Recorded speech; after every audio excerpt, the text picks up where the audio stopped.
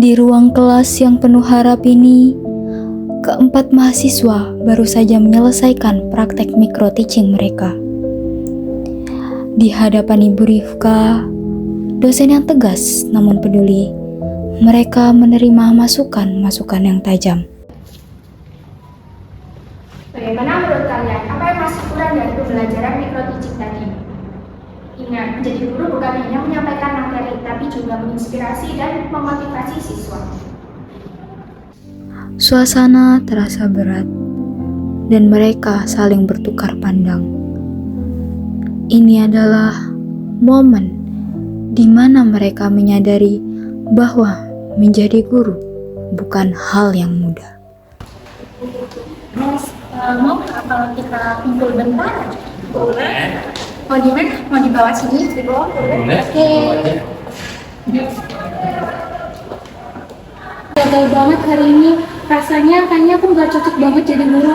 Apalagi ini pelajaran micro teaching. Ini benar-benar bukan bidang aku. Kalau menurut kalian gimana guys? Sama kadang pengen aja dapat. Kadang aku juga takut sih, nggak bisa memenuhi harapan dosen dan juga murid kita nanti.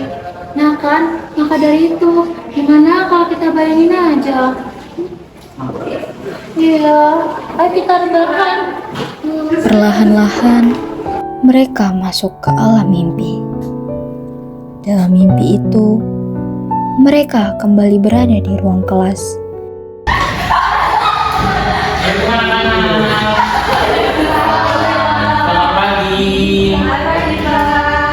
Yang masih main HP, HP-nya ditaruh dulu ya. Yang lagi diskusinya setelah pelajaran aja ya. Iya Pak. Oke.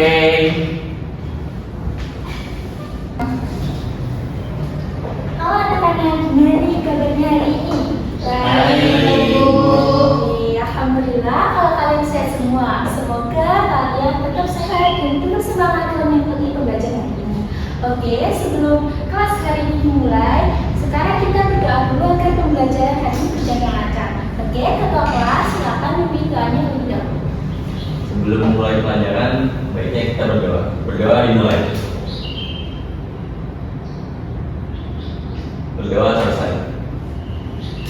Baik, setelah berdoa, kami ibu absensi terlebih dahulu. Jadi, ketika nama kalian ibu panggil, kalian silakan angkat tangan ya. Iya, Bu. Oke, ibu akan absen terlebih dahulu ya. Akbar, Hadir Bu. Ananta, Hadir. Anindya, hadir Bu.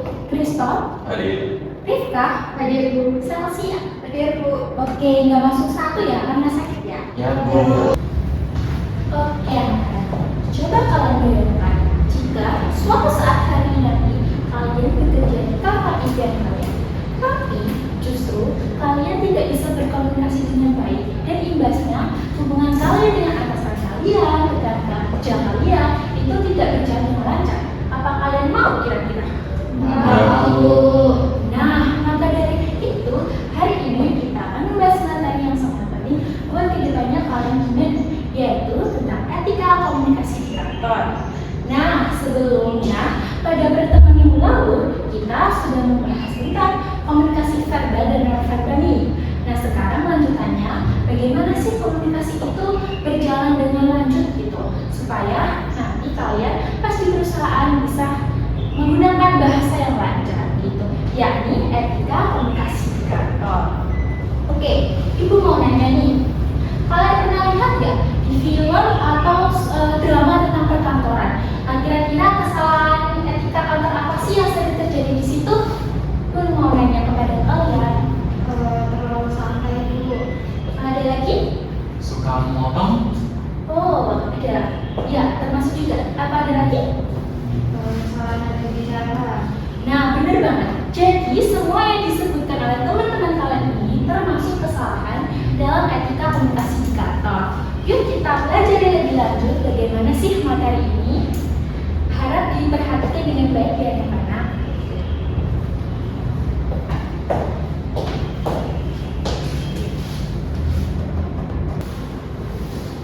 Baik, selanjutnya kita akan membahas tentang etika komunikasi di kantor. Nah, Sebelum itu, tujuan pembelajaran hari ini ada menjelaskan pengertian dan konsep etika komunikasi di lingkungan kantor secara tepat. Yang kedua, menganalisis contoh situasi komunikasi di kantor berdasarkan prinsip etika komunikasi yang baik.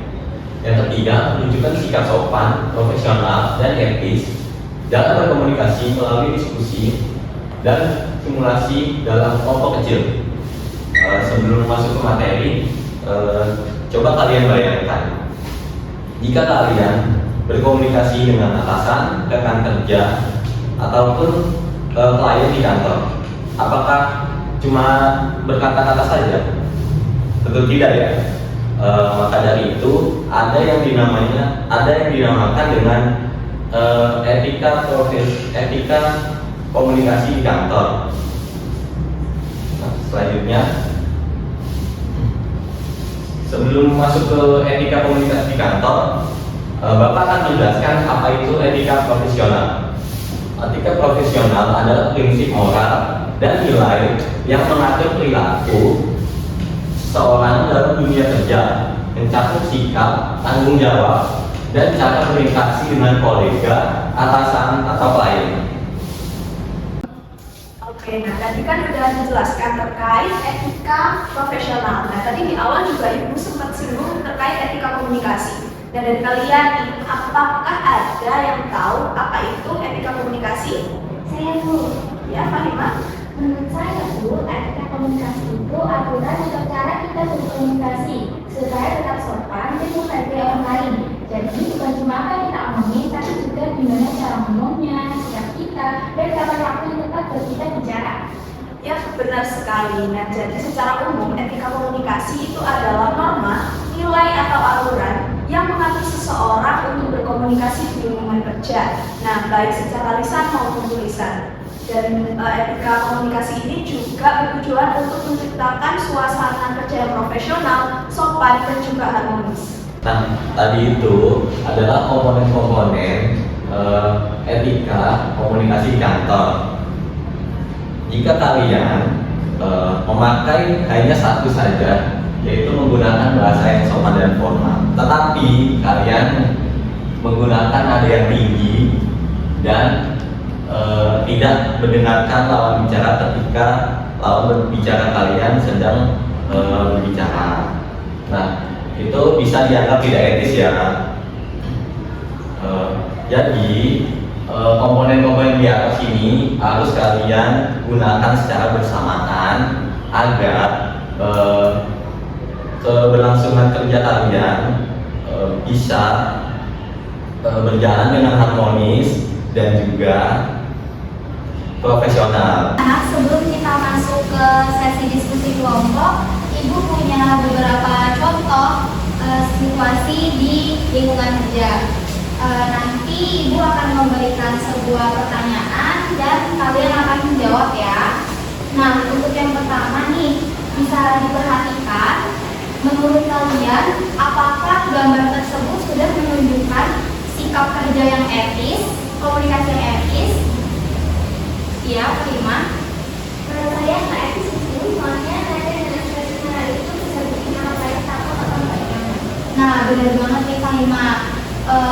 Kamu paham mengenai suasana emosional komunikasi. Nah, itulah mengapa kita penting yang namanya menjaga nada dan juga ekspresi supaya tetap profesional. Oke, lanjut ke gambar kedua. Nah, kira-kira gambar tersebut sudah menunjukkan sikap etis atau tidak? Ya, sosial. Kurang baik Bu, mereka sepertinya sedang membicarakan orang lain di belakang. Itu termasuk gosip dan bisa merusak suasana kerja. Nah, betul. Membicarakan bergosip atau membicarakan orang secara negatif di belakang merupakan bentuk sikap tidak profesional. Karena hal tersebut itu dapat merusak kepercayaan atasan atau rekan kerja dan juga menimbulkan konflik antar pegawai dan jadinya lingkungan kantor itu tidak kondusif. Oke. yang selanjutnya gambar yang ketiga. Coba kalian bayangkan, misal kalian bekerja di sebuah perusahaan, lalu atasan atau rekan kerja kalian itu memberikan kalian sebuah data yang sudah disiapkan dari jauh-jauh hari. Namun kalian hanya memberi feedback dengan hanya mengucapkan kata thanks. Nah, menurut kalian apakah respon tersebut itu sudah sesuai dengan etika komunikasi di perkantoran? Ya, kayaknya nggak etis Bu, soalnya kesannya kayak kita nggak menghargai usahanya, cuma bilang thanks itu terlalu singkat. Iya betul, dengan kita merespon terlalu singkat kepada atasan atau rekan kerja itu tidak menunjukkan rasa terima kasih atau tidak menunjukkan rasa terima kasih. Jadi mungkin bisa dijawab dengan kata-kata yang lebih sopan lagi, seperti terima kasih Pak atau Bu, dokumennya sudah saya terima, sangat membantu. Nah, kalimat seperti itu jauh lebih profesional kan? Nah, anak-anak, sekarang kita akan mulai berdiskusi ya. Jadi ibu akan memberikan studi kasus. Nanti kalian menganalisis studi kasus tersebut apakah sudah termasuk etika berkomunikasi yang baik atau belum. Dan ibu akan membagi kalian menjadi 2 kelompok, yaitu 3 kelompok. Masing-masing kelompok yaitu berisi 3 siswa. Jadi ada 2 kelompok yang akan presentasi nanti. Jadi ini ibu bagikan lembar kerja studi kasusnya ya. Ini untuk kelompok 1 dan ini untuk kelompok 2. Kalian diskusikan dan tuliskan alasan dari jawaban kalian itu ya. Baik, Bu. Ayo anak-anak, apa ya? Kalau ada yang bingung bisa ditanyakan ke Bapak loh. Baik Pak, baik Pak. Ya, mau ketemu nggak? Ibu, aku mau bertanya. Iya nak, apa? Jadi gini Bu, pada situasi A ini kan penyampainya kita kurang memahami apa yang disampaikan di gambar ini. Saya ingin bertanya kepada Ibu, gimana ya Bu? Oke, pertanyaan yang bagus sekali. Nah, pada situasi A itu kan dijelaskan bahwasanya kayak penggunaan kata yang diajukan oleh karyawan ke atasannya kurang formal. Kenapa kurang formal? Sebab dia menggunakan kata-kata yang cenderung cocok digunakan untuk komunikasi ke teman sebayanya. Nah, bayangin aja kalau kalian jadi atasan, tapi bahasa yang digunakan oleh karyawan kalian cenderung bahasa yang digunakan sehari-hari atau berkomunikasi dengan teman sebayanya. Tentunya itu kan akan mengundang sakit hati ataupun kayak kurang sopan sih dan sebagainya. Apakah menjawab nah itu berarti harus formal ya? Iya nak, betul sekali. Baik Bu, terima kasih. Sama-sama nak. Saya mau tanya, ya jadi kan saya dapat situasi B. Nah, menurut saya ini tuh sudah benar ya. Ya, sebetulnya dari etika komunikasi sendiri itu memang mendorong komunikasinya formal dan sopan kepada atasan. Namun di situ tempat Ibu jelaskan di awal tadi terkait dengan etika profesional. Nah, di situ kan dia mengatakan bahwasanya dia belum bisa menyelesaikan pekerjaannya tepat waktu. Nah, itu kan bukan tidak termasuk dalam etika profesionalnya. Sebab kenapa? Dia tidak dapat memenuhi deadline tugas yang diajukan oleh atasan kepada dirinya. Apakah menjawab nak? Menjawab Bu, terima kasih. Sama-sama nak. Baik anak-anak, sekarang waktunya presentasi ya.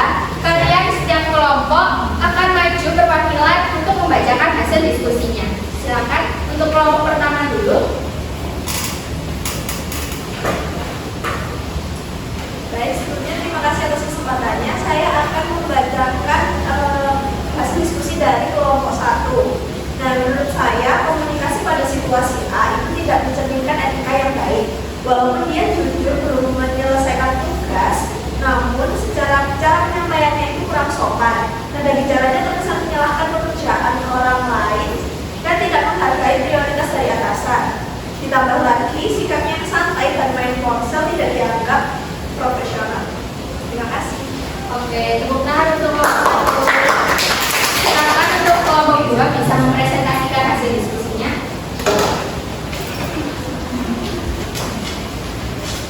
Baik, terima kasih atas kesempatannya. Saya dari kelompok 2 akan mempresentasikan terkait dengan diskusi yang telah dilakukan. Baik, menurut kelompok kami, Ketua IB telah menunjukkan komunikasi yang lebih etis dan profesional. Dia menyampaikan kendala dengan bahasa yang sopan, tetap menunjukkan tanggung jawab dan berusaha memberikan solusi yang berupa janji menyelesaikan di sore hari. Ini membuat atasan merasa lebih dihargai dan tetap percaya pada karyawannya, walaupun pada dasarnya hal ini melanggar etika keprofesionalan seorang karyawan itu sendiri. Terima kasih. Wassalamualaikum warahmatullahi wabarakatuh. Oke, itu untuk kelompok 2. Jadi dari hasil diskusi kalian pasti sudah bisa ya membedakan antara etika berkomunikasi yang baik dan tidak. Jadi Ibu hari ini sangat bangga dengan kalian. Baik anak-anak, sebelum Ibu akhiri pembelajaran hari ini, Ibu mau kita merefleksikan hasil dari pembelajaran kita hari ini bersama-sama. Oke, Ibu mau tanya nih, menurut kalian komponen apa aja sih yang penting buat etika komunikasi kita?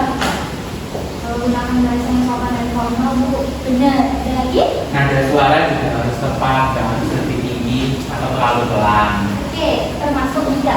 Ayo, ada lagi? Harus mendengarkan dengan aktif dan tidak boleh memotong pembicaraan. Benar. Ayo, ada lagi? Jangan lupa juga pilih media komunikasi yang tepat itu. Bagus, benar sekali anak-anak. Jadi apa yang disebutkan tadi termasuk poin-poin pentingnya. Nah, sekarang Ibu mau nanya nih. Menurut kalian, apakah etika komunikasi di kantor itu sangat penting?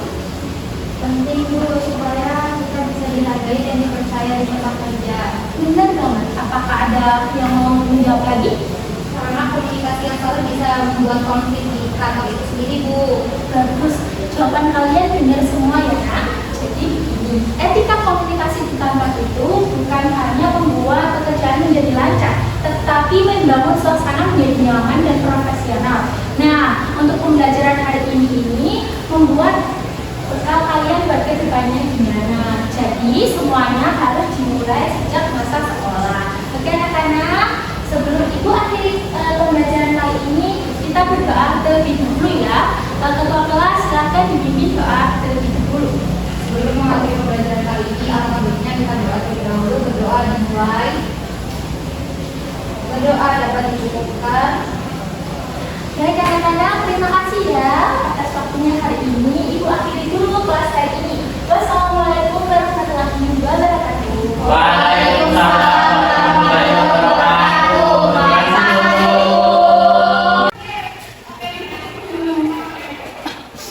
Guys, aku mimpi tahu. Di mimpiku tuh, aku tuh kayak jadi guru. Tapi yang bisa ngajar dengan sopan, terus yang tegas dan bisa ngimbangin murid-murid kita. Jadi gurunya itu kayak keren banget di mimpiku. Ih, sama banget, aku juga mimpi kalau aku bisa nanganin murid-murid yang kesusahan tanpa dengan sabar. Tuh. Terus kamu? Di mimpiku juga, aku mimpi aku bisa kasih semangat dan motivasi ke murid-murid kita. Nah, itu juga ngebuat mereka jadi nyaman di kelas. Nah, sebenarnya kita itu semua punya potensi tahu. Jadi guru itu adalah yang mampu membimbing muridnya. Jadi nggak harus tuh kayak gini, semisal nih kita masa depan nih jadi guru, kita harus menjadi diri sendiri supaya murid-murid yang kita ajar itu paham terhadap apa yang kita ajar. Ingat juga ternyata kalau kegagalan itu bukan sesuatu yang gagal terus, tapi itu batu loncatan untuk kesuksesan kita. Bener banget. Jadi gagal itu nggak harus stuck di kegagalan, karena kalau kita stuck tetap di gagal, kita nggak akan maju-maju. Bener nggak sih menurut kamu? Iya, menurut aku juga gitu. Aku jadi ingat ada pepatah mengatakan bahwa keberhasilan seorang guru itu diukur dari keberhasilan muridnya. Jadi masa depan kita masih panjang buat memperbaiki itu semua. Bener banget. Jadi guru tuh ya nggak harus menyalakan api, tapi juga harus menuangkan air. Jadi kita harus dibimbing dengan baik oleh guru tersebut, ya kan guys? Iya, bro. Oke, baik. Aku mau pulang nih, bentar lagi. Kamu mau kemana? Jadi aku juga mau cari makan deh kayaknya. Oke, baik. Dadah guys. Dadah. Dadah. Jalan ya, bye. Dari mimpi yang membangkitkan, mereka sadar bahwa menjadi guru bukan hal yang mustahil. Seperti pepatah bijak mengatakan, pendidikan adalah senjata paling ampuh untuk mengubah dunia. Dengan tekad dan keyakinan baru, mereka siap melanjutkan perjalanan untuk menjadi pendidik yang sejati.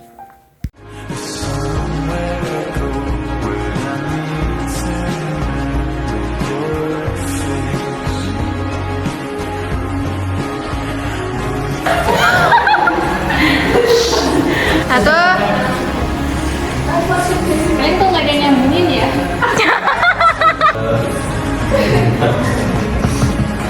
Terus langsung lakukan, mari. Bener nggak sih gitu loh?